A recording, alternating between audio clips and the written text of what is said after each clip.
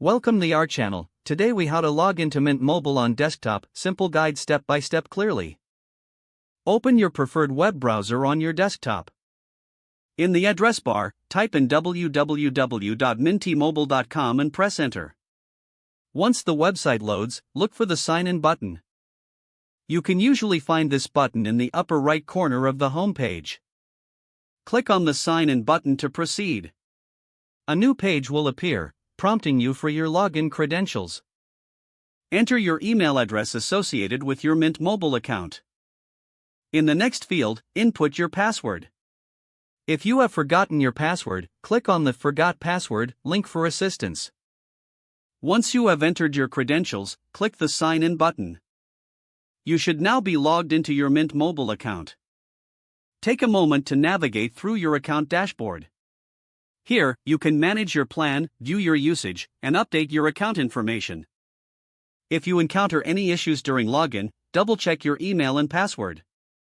For enhanced security, consider enabling two-factor authentication.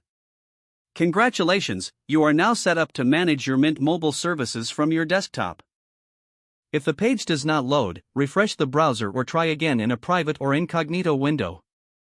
Make sure you are using the correct email address, then retype it carefully to avoid small typos. If your password is not accepted, use the reset option and create a new strong password you can remember.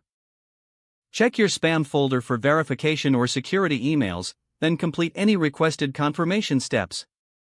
Enable two-factor authentication if available to improve account security and reduce unauthorized access risk. After signing in, review your profile details so your contact information and settings are accurate and current. If you see an error message, note it down and try again after restarting your device and internet connection. Log out when you finish, especially on shared devices, to keep your account and payment information secure. If the page does not load, refresh the browser or try again in a private or incognito window. Make sure you are using the correct email address, then retype it carefully to avoid small typos. If your password is not accepted, use the reset option and create a new strong password you can remember. Check your spam folder for verification or security emails, then complete any requested confirmation steps.